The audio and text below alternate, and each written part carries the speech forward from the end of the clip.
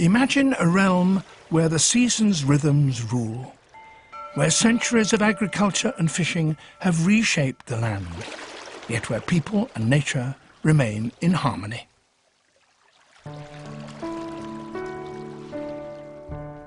Sangoro Tanaka lives in just such a paradise. At 83, he's a guardian of one of Japan's secret water gardens.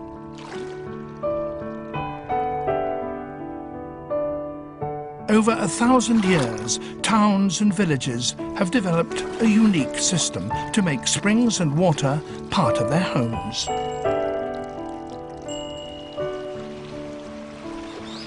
From inside their houses, the stream pours into Japan's largest freshwater lake, near the ancient capital of Kyoto.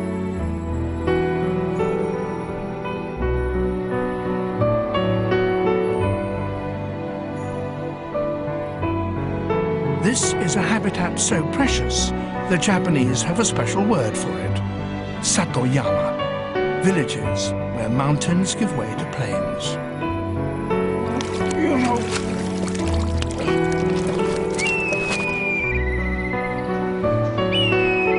They are exceptional environments, essential to both the people who maintain them and to the wildlife that now share them.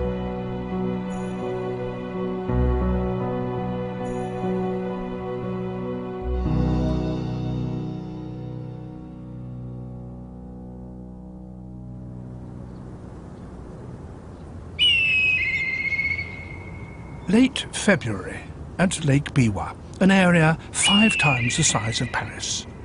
Its year has 4 distinct seasons.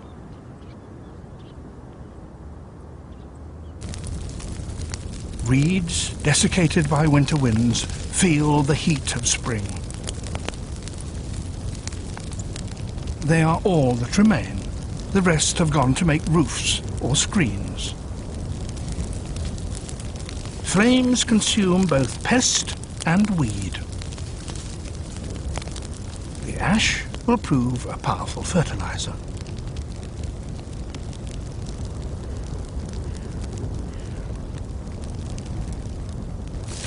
Destruction creates the very conditions in which a wide range of species will eventually flourish.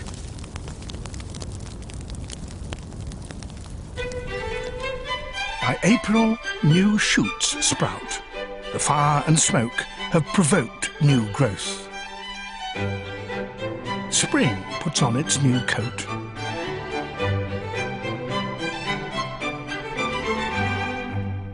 Meltwater cascades from the mountains, swelling the lake till it brims over.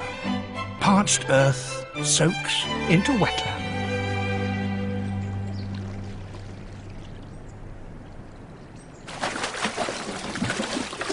Sudden sounds split the still of the day.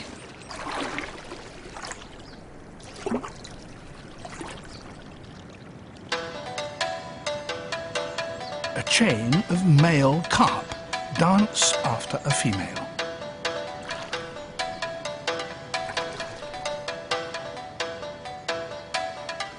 Some are longer than a man's arm, but she's bigger still, heavy with eggs.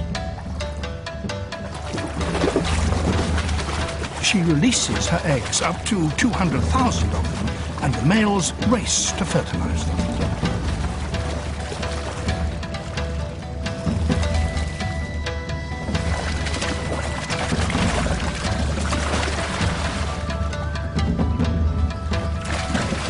For the rest of the year, these carp inhabit the chill depths of the lake.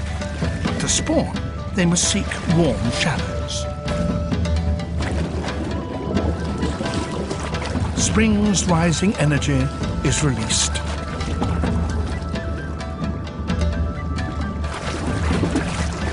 Over 200 carp crowd here today.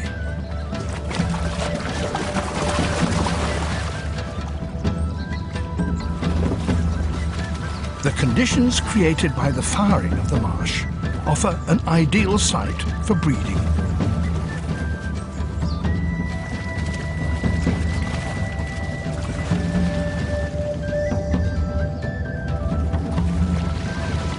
There are only only a few days a year, when so many fish throng here.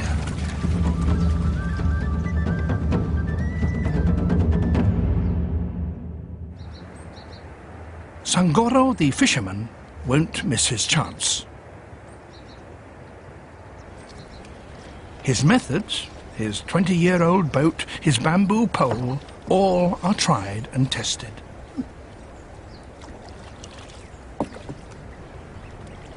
It takes years to really master the art of punting.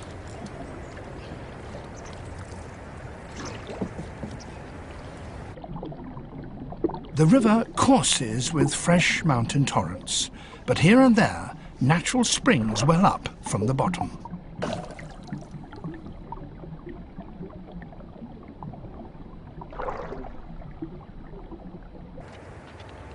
The marsh is a maze, but to Sangoro it's as familiar as his garden. He has some 50 traps set in various corners.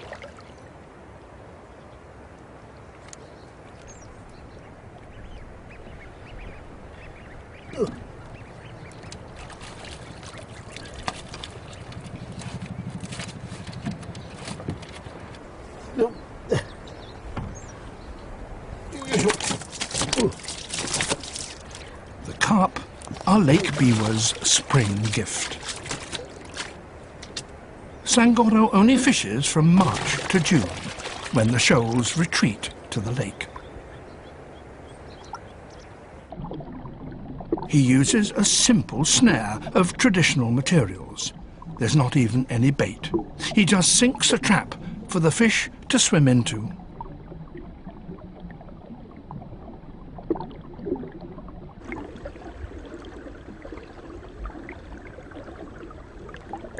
His haul includes other fish as well as carp, as they all flock to spawn in the shallows.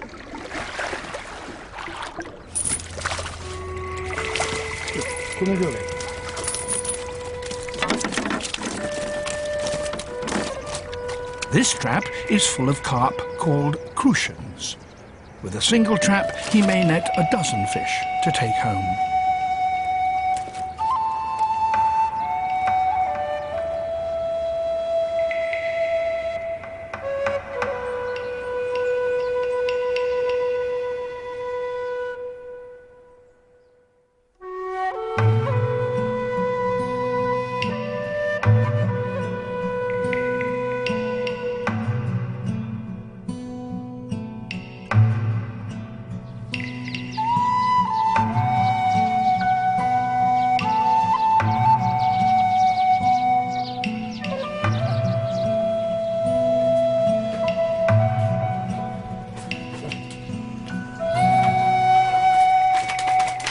As soon as Sangoro returns, he prepares the fish for the table.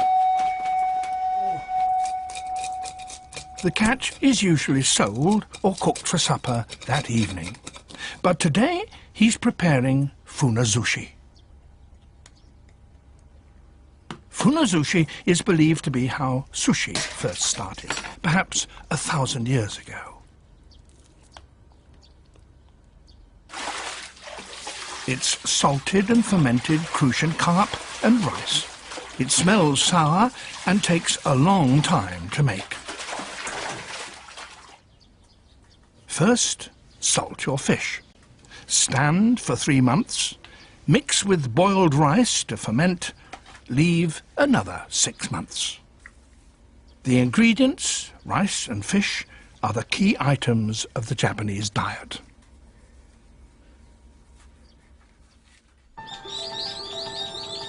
Sangoro's home lies about 2 kilometers inland from the lake shore.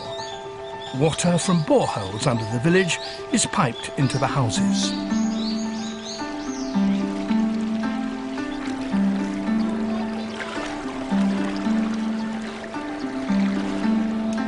After it's been used, the water passes into a man-made stream.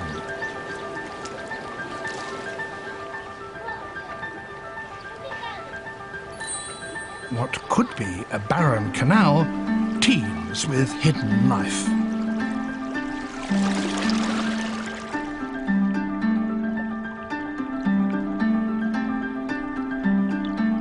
As spring gives way to early summer, aquatic plants reach for the sun. This one takes its name from the tree flower it resembles, the plum flower underwater buttercup.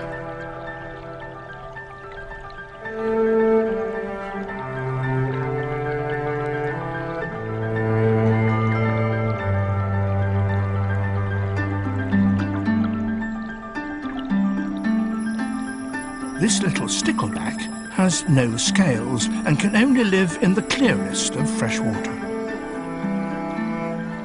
It normally prefers cold northern currents. This is the furthest south it's found.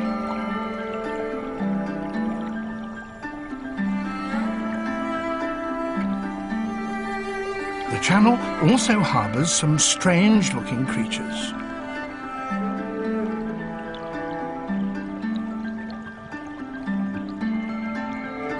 Brook lampreys, primitive jawless fish that resemble eels. A river crab discovers just how slippery lampreys are. The channel through the village is home to creatures large and small. The water sustains people too, and in turn they use it sustainably.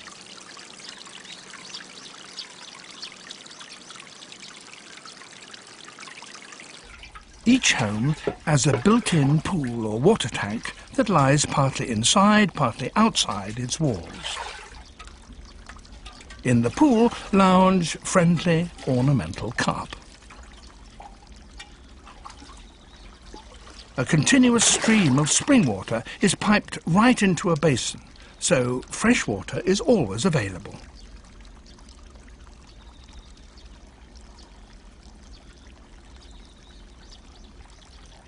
The carp are not purely ornamental, nor are they to be eaten. People rinse out pots in the tanks and clean their freshly picked vegetables. If they simply pour the food scraps back in the water, they risk polluting the whole village supply. However, carp can scour out even the greasy or burnt pans.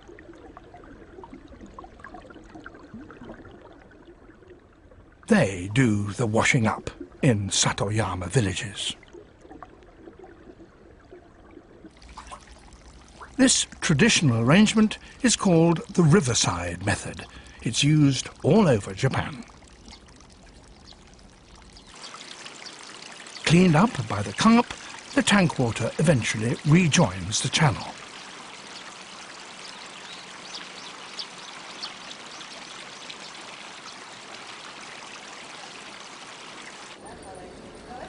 For some wildlife, the man-made creek provides an ideal place to raise young.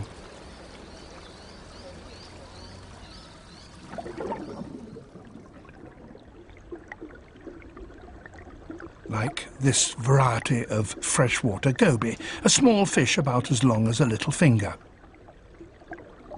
The villagers call it the tiny mud crawler. A male is busy excavating a breeding site. The even bottom supplies a perfect hidey hole.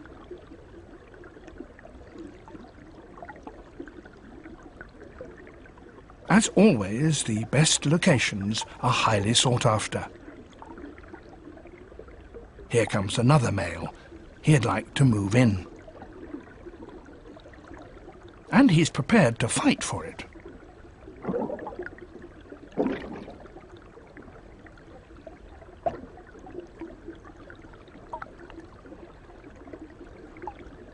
Both do all they can to look threatening.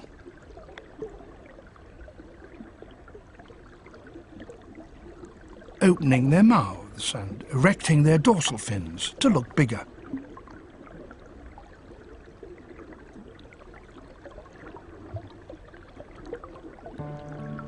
It's a victory for the sitting tenant.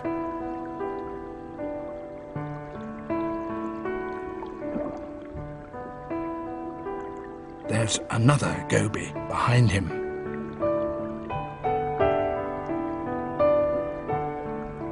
She's hanging upside down and she's laying eggs.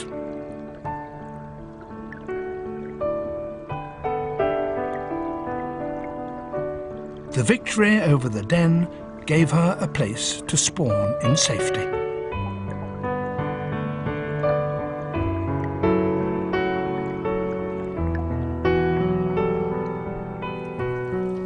The old, simple life of Satoyama communities is attracting some young Japanese back from the cities.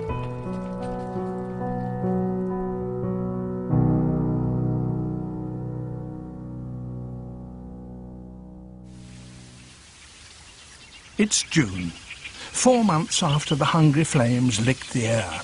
Reeds that rose from the ashes now reach overhead. The marshy landscape takes on its summer look.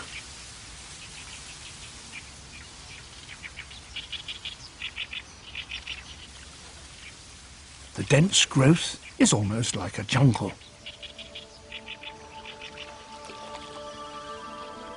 A world filled with tiny lives.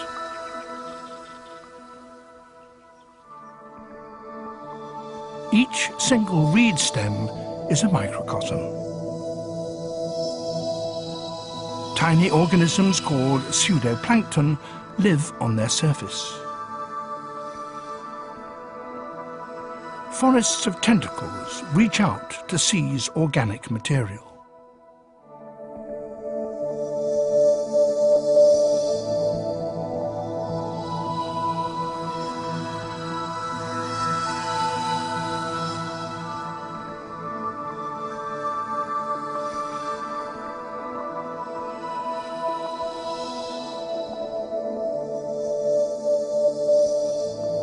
Earlier, in spring, young carp hatched in the flooded fields.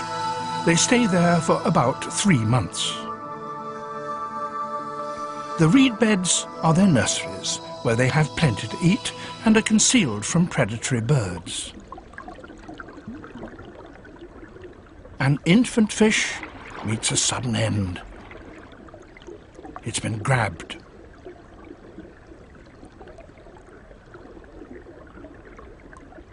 The attacker is the larva of Japan's largest dragonfly.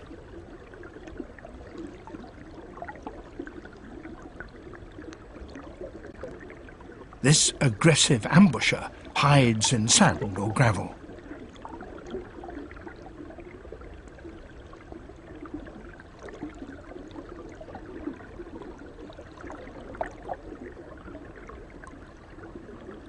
Only its head protrudes as it lies in wait for its prey.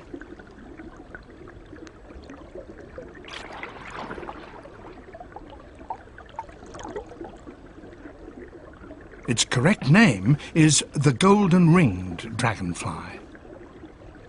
But to the Japanese, and to Sangoro, in its adult form, it's the king of dragonflies. Chicks accompany a parent coot. Now is the best time to find food. An adult calls in warning.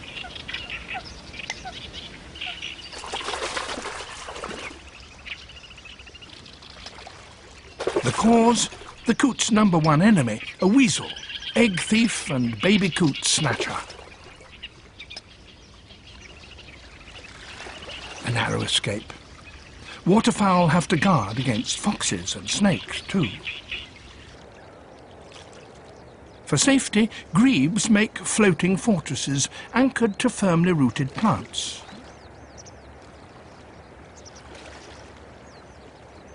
An adult bird is particularly alert when the eggs are hatching. Each grebe has its own territory, and each nests at the same place every year.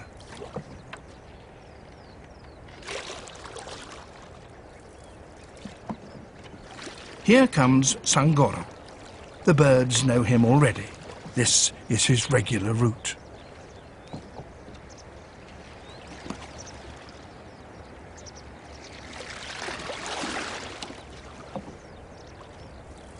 He spends 2 hours checking all the traps he set yesterday.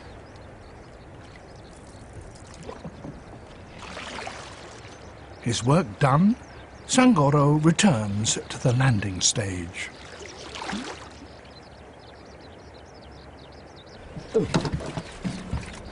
You should see the ones that got away.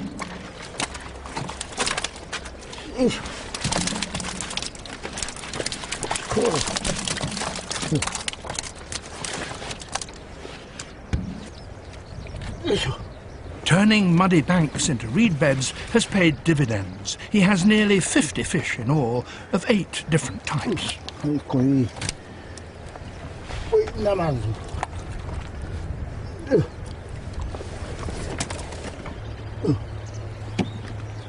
Sangoro won't eat the smallest fish. He puts them aside.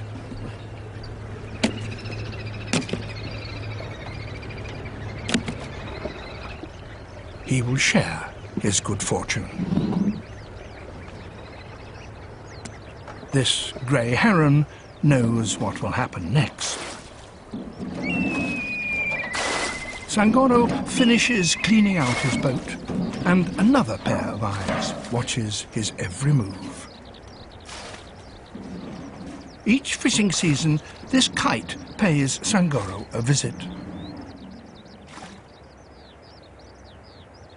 When Sangoro leaves, the grey heron doesn't wait any longer. It's happy to clear up.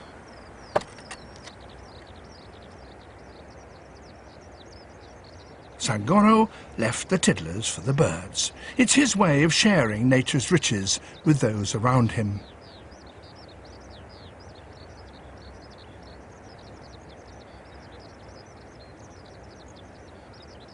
And they are only too pleased to take part.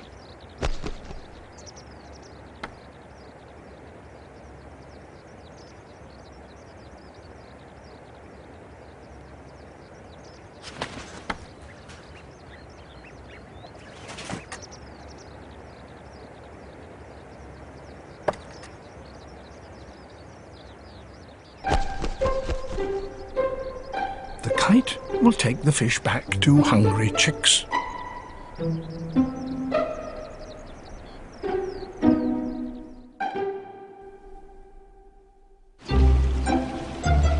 Where the village houses crowd most closely together, above a garden, a lone pine towers. On a branch is a large nest.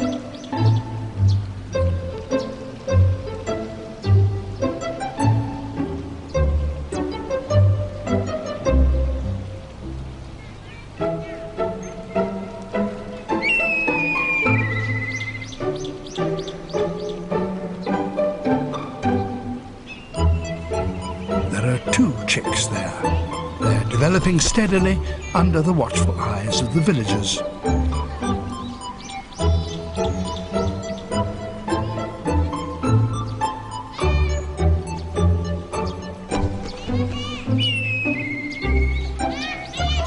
Sangoro's gift is a token of the village's close ties with wildlife.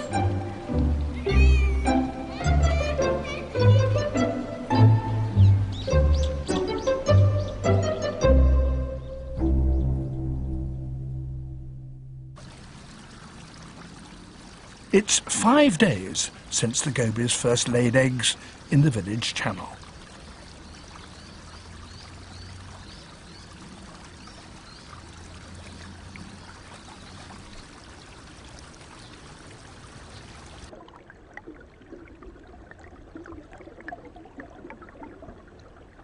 The male is still around.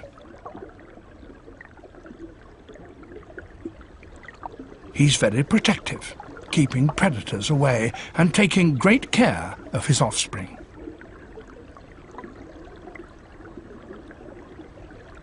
Golden eyes peer out of the egg capsules. They're ready to break out.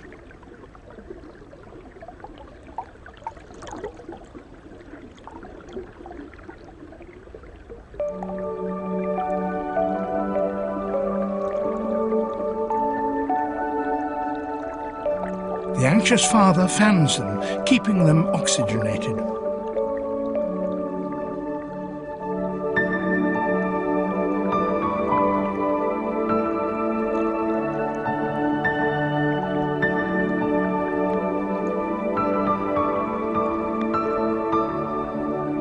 The newly hatched young are barely the size of a match head. Tiny as they are, they're about to embark on a journey.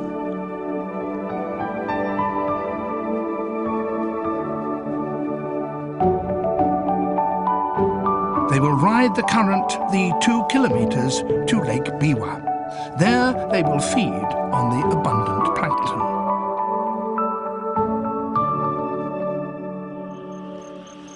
At the same time, another new life is about to undergo a striking change.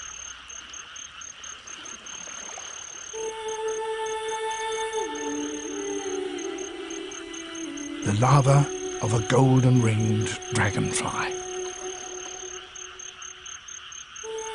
In the dark, hidden from predators, it quietly begins its metamorphosis.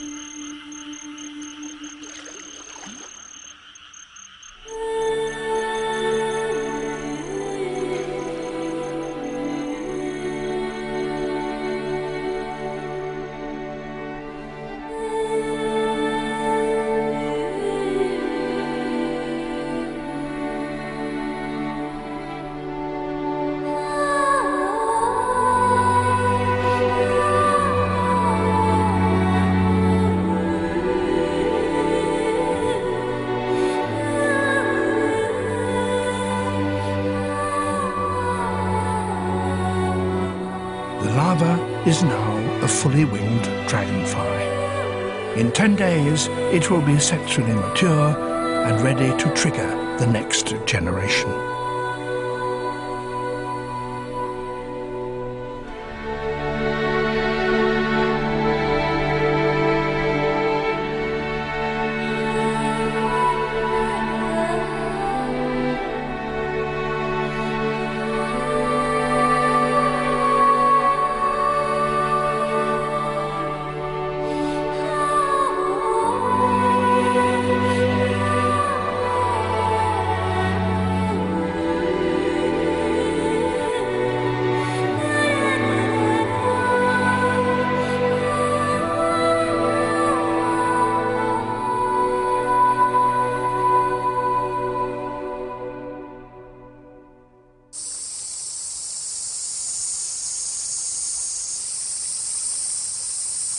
In the sticky heat of mid-July, villagers gather.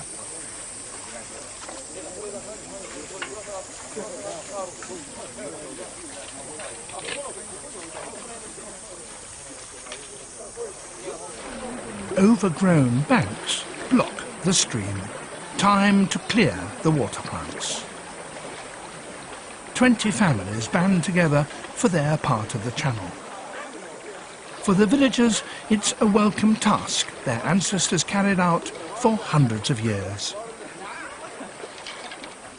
For the fish in the creek, it's a huge nuisance. Flushed out of the shady vegetation, they seek refuge elsewhere.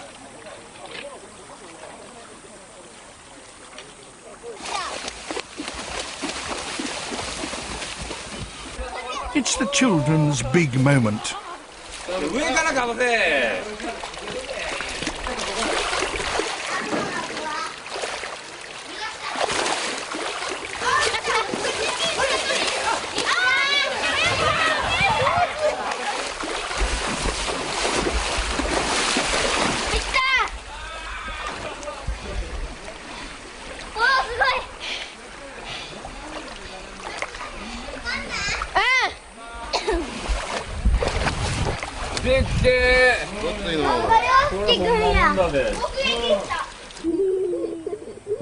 With wild creatures so close, children experience nature directly.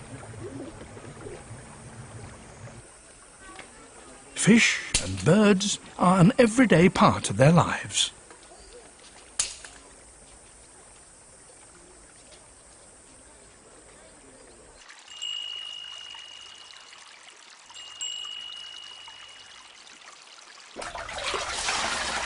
3 months have elapsed at Sangoro's house. Sangoro's wife, Chikano, washes the fish salted in spring.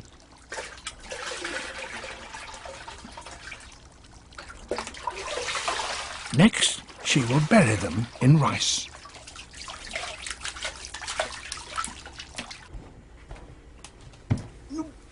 Sangoro's job is the back-breaking bit.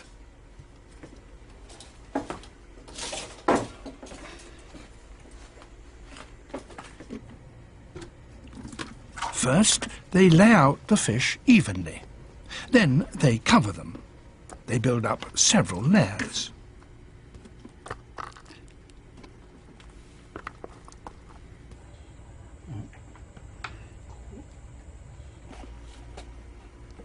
The rice starch feeds microorganisms that cause fermentation.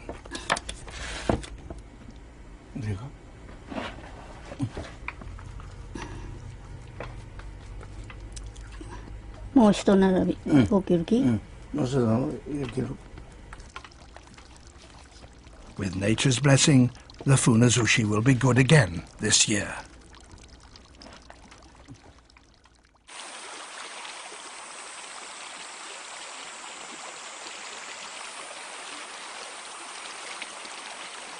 After the clean-up, the channel runs smooth and clear.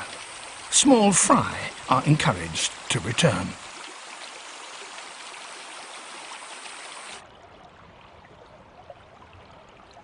The young gobies are now the size of a fingernail, 10 times as big as they were.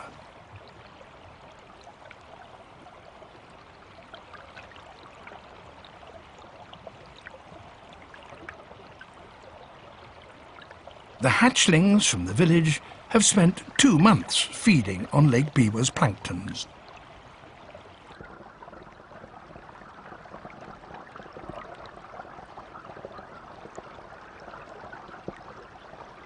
They press on upstream. No obstacle deters them, not even vertical walls.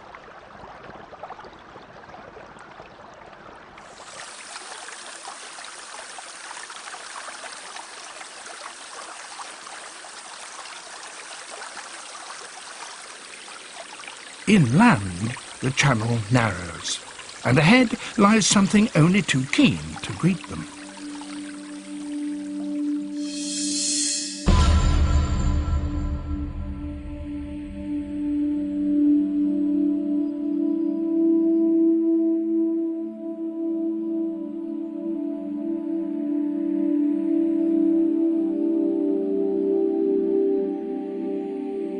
It's a Japanese keelback.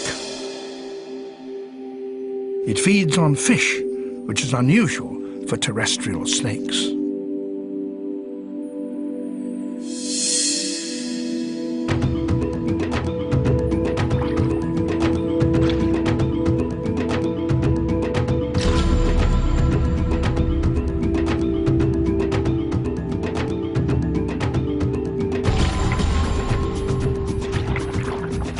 Brown keelback catches the lazy goby.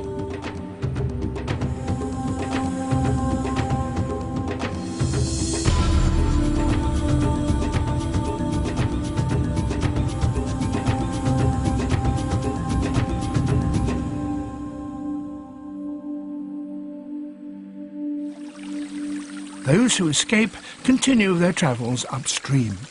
They must avoid herons and carnivorous fish, too. The little gobies must find somewhere safe from ambushes.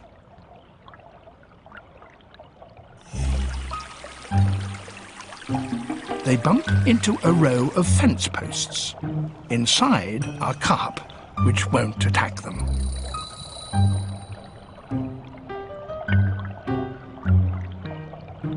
It's the channel that carries away the household's used water.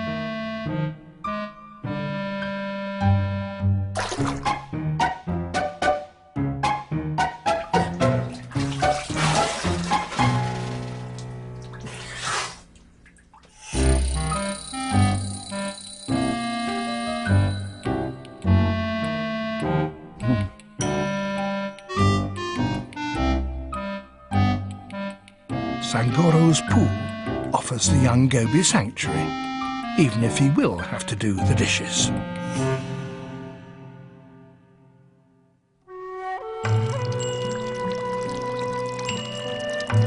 The villagers endure the humid days of late summer with their natural neighbours.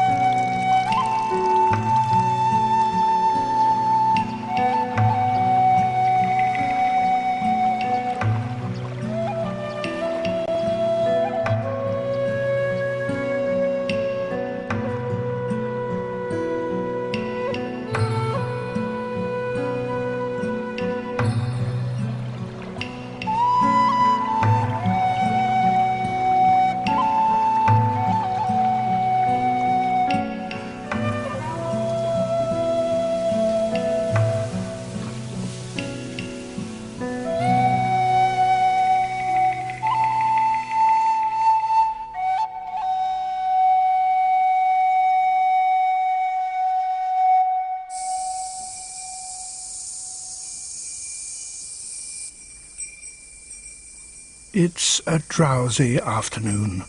The moist air drains everyone's energy.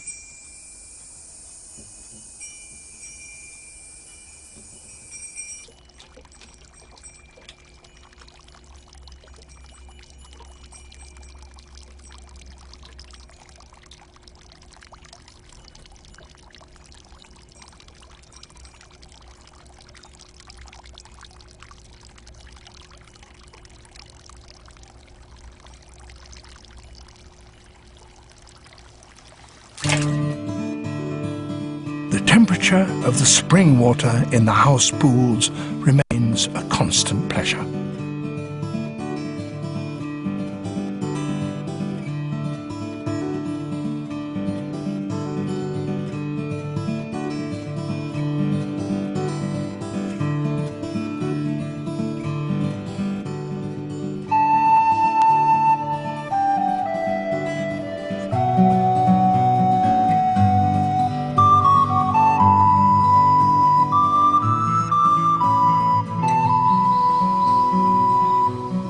Autumn brings welcome fresh breezes. It's time to gather rice, the staple food of the Japanese. As the rice dries in the autumn sun, the smell of hay spreads across the fields.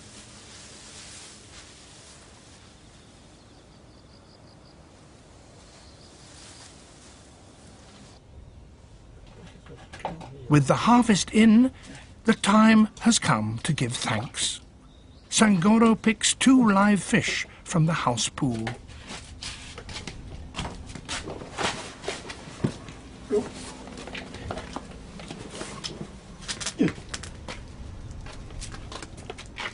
They will survive. But tomorrow is the day the god of the rice paddy goes back to the mountains. He won't depart without being given offerings: rice cakes, sake, white radishes, and the fresh fish.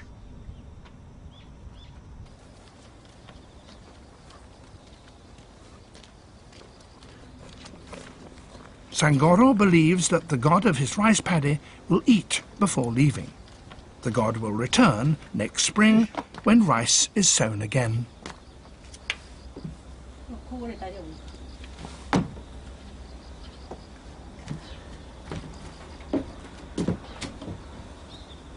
Each element in nature has its own god. Every tree, rock, and stream. 8 million gods of nature in all. Prayer and and ritual express Sangoro's gratitude. He's almost totally self-sufficient, thanks to the gifts of nature.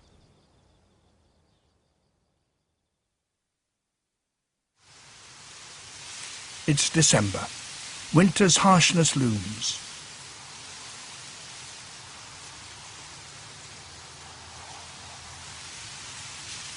Bitter winds start to gust from the lake. Sturdy green gives way to brittle gold. 9 months have passed since the scorched earth sent out shoots.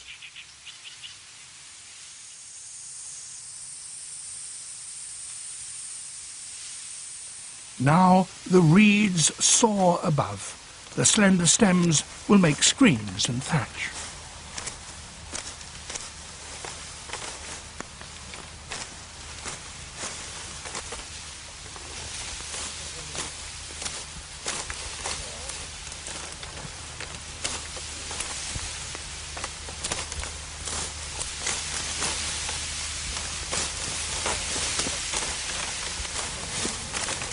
The farmers cut carefully. They don't snap or bend the long stalks.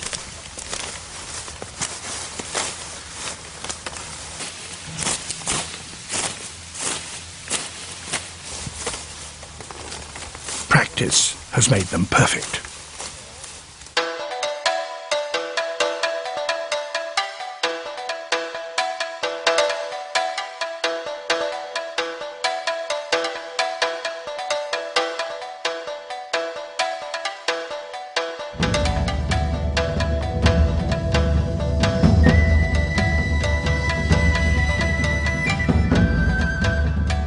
They heap the bundles into a tent-like shape called a round stand. The stands will be left to dry all through the winter.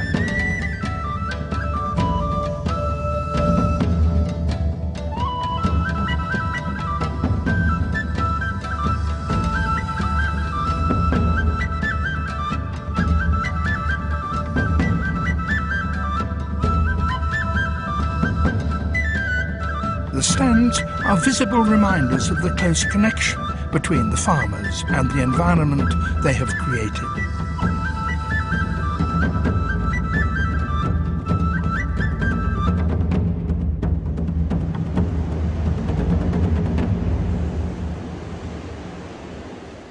Winter grips the north of Lake Biwa. But even snow can't totally erase the traces of spring. In Sangoro's house, the local delicacy is finally ready.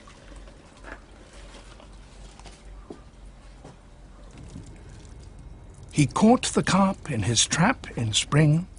He and his wife salted them, and when summer came, covered them in rice to ferment.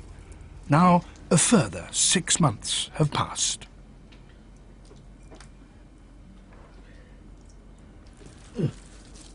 They will eat both fish and rice. Inside is more evidence of nature's bounty. The orange eggs.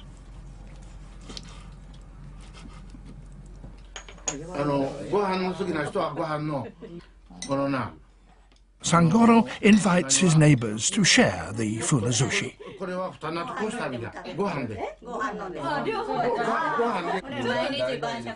After half a year of maturing, the fish has the sour taste of cheese. Slow food that is endlessly satisfying. Preparation, preservation, and finally, appreciation. The precious pleasures of people living close to nature.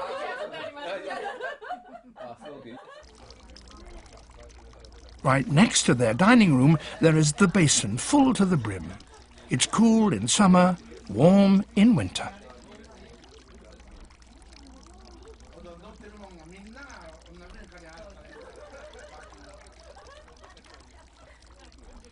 The Japanese describe tight-knit relationships as being as close as water and fish, intimate and inseparable.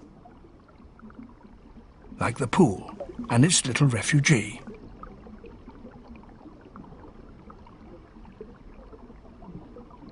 goby sits in a quiet corner, waiting for spring.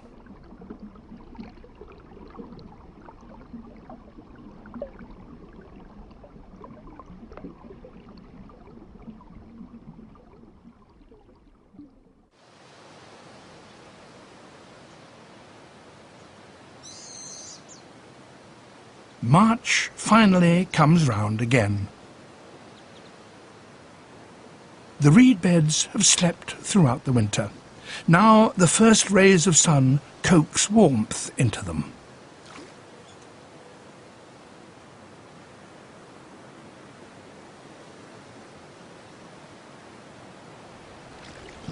Once more, the silence yields to sounds of life.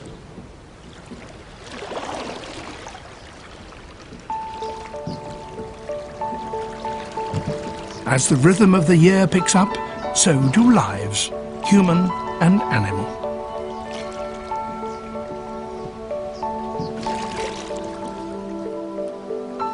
The Japanese have another saying: water comes, the fish live. They mean that when the right time comes, everything will be fine.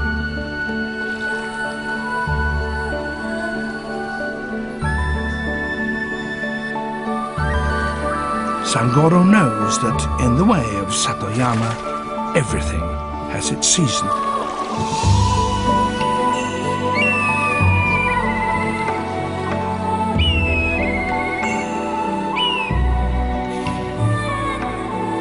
Together, Satoyama people and nature weave life into a seamless fabric, blessed by water circling on its journey without end.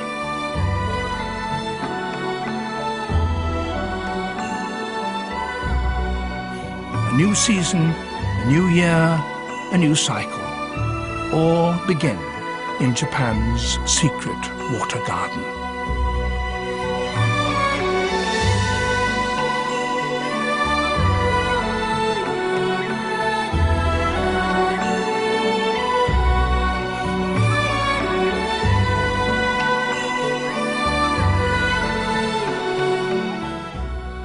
Natural World returns with a new series in the autumn.